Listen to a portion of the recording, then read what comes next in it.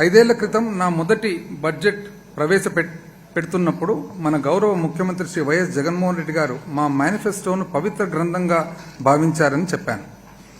ఇది మన గౌరవ ముఖ్యమంత్రి గారు తన 3648 కిలోమీటర్ల పాదయాత్ర సమయంలో సమాజంలోని అన్ని వర్గాల నుండి, ముఖ్యంగా పేద, బడుగు మరియు బలహీన వర్గాలకు చెందిన ప్రజలను కలుసుకున్న సందర్భంలో గమనించిన అంశాల యొక్క ఫలితం. మా మేనిఫెస్టోలోని హామీలన్నింటినీ రాజకీయాలకు అతీతంగా ప్రజలందరికీ 100% అందించడంలో గౌరవ ముఖ్యమంత్రి గారి పట్టుదల మమ్మల్ని ఉత్తేజపరిచింది. సమాజంలో ఎవరినీ వదిలివేయకుండా అత్యంత బలహీనమైన వారికి ప్రాధాన్యతను ఇచ్చుటలో స్వర్గీయ డాక్టర్ వైఎస్ రాజశేఖర రెడ్డి గారి నిబద్ధత మా పాలనను ప్రతిబింబిస్తుంది.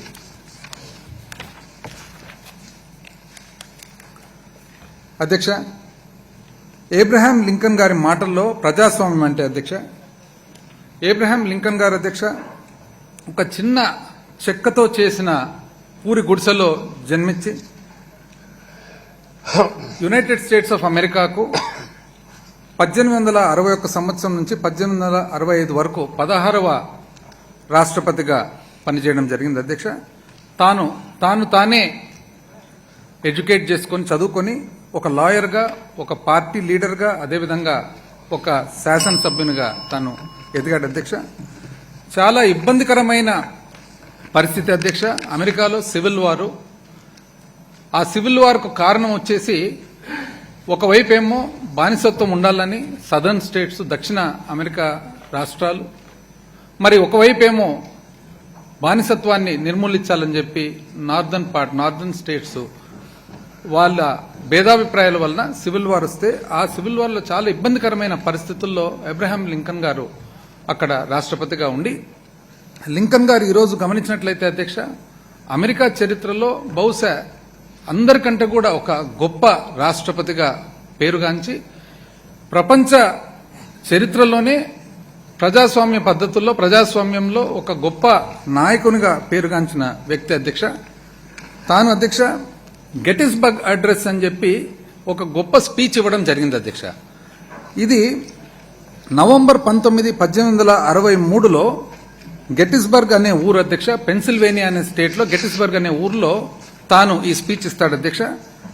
గెటిస్బర్గ్ ఆ సివిల్ వార్లో ఏదైతే ఉందో అతి గొప్ప యుద్ధంగా ఉండి ఎంతో మంది చనిపోతారు అధ్యక్ష. చనిపోయినప్పుడు యూనియన్ తరఫున, అంటే అమెరికాలో ఉండే నార్దర్న్ స్టేట్స్ తరఫున ఎవరైతే చనిపోయిన వాళ్ళు ఉన్నారో వాళ్ళకి నివాళులు అర్పించేదానికి ఆ స్పీచ్ ఇస్తే, ఆ స్పీచ్ లో అంటాడు అధ్యక్ష, urge the nation to ensure that these dead shall not have died in vain, that this nation under God shall have a new birth of freedom, and the government of the people, by the people, for the people shall not perish from the earth. ఎవరైతే చనిపోయినారో యుద్ధంలో వాళ్ళ చావు ఎట్టి పరిస్థితుల్లో కూడా వృధా కాకుండా వాళ్ళ సేవ ఏదైతే ఉందో ఆ సేవ వలన ఒక కొత్త దేశం ఏర్పడుతుంది. ఆ ఏర్పడిన దేశం వచ్చేసి by the people, of the people and for the people, ఈ ప్రపంచంలో శాశ్వతంగా ఉంటుందని చెప్పి చెప్తాడు అధ్యక్ష. ఈరోజు గెటిస్బర్గ్ అడ్రస్ అనేది ప్రపంచ చరిత్రలోనే ఒక రాజకీయ నాయకుడు ఇచ్చిన స్పీచ్లలో అతి గొప్ప స్పీచ్ గా భావిస్తారు అధ్యక్ష. నేను ఎందుకు ఇంత డీటెయిల్డ్ గా చెప్తా ఉన్నానంటే అధ్యక్ష, ఇక్కడ కొటేషన్స్ కానీ, సందర్భాలు కానీ, మాట్లాడిన వారు కానీ, ఇవన్నిటికి కూడా మన ప్రభుత్వానికి కానీ, మన పాలన కానీ, మన గౌరవ ముఖ్యమంత్రి గారి ఆలోచనకు, ఆశయాలకు అనుగుణంగా ఉన్నాయి. కాబట్టి ఇవన్నీ కూడా నేను ఇంత డీటెయిల్ గా చెప్తా ఉన్నాను అధ్యక్ష. ఎందుకంటే సభకు కానీ, సభ ద్వారా రాష్ట్ర ప్రజలందరికీ కూడా ప్రతి ఒక్క పాలసీ ఏదైతే ఉందో ఆ పాలసీ అంతా కూడా దాని ఆరిజిన్ ఎక్కడి నుంచి మనము ఎక్కడి నుంచి మనం ఆలోచన కలిగింది, అది ఎండ్ అయ్యేది కూడా ఎక్కడ అని చెప్పేసి తెలుసుకోవాలనే ఉద్దేశంతో ఇవన్నీ చెప్తున్నాను అధ్యక్ష. కాబట్టి అబ్రహాం లింకన్ గారి మాటల్లో అధ్యక్ష, ప్రజాస్వామ్యం అంటే ప్రజల వలన, ప్రజల చేత, ప్రజల కొరకు. మన దేశ ప్రజాస్వామ్యంలో ఈ సూక్తి పొందుపరచబడింది. సమానత్వము, స్వేచ్ఛ, సోదరభావము ప్రజాస్వామ్యానికి మరియు న్యాయానికి మూల స్తంభాలుగా భావించిన మన భారత రాజ్యాంగ పితామహుడు డాక్టర్ బిఆర్ అంబేద్కర్ గారికి భారత ప్రజాస్వామ్యం చాలా రుణపడి ఉంది.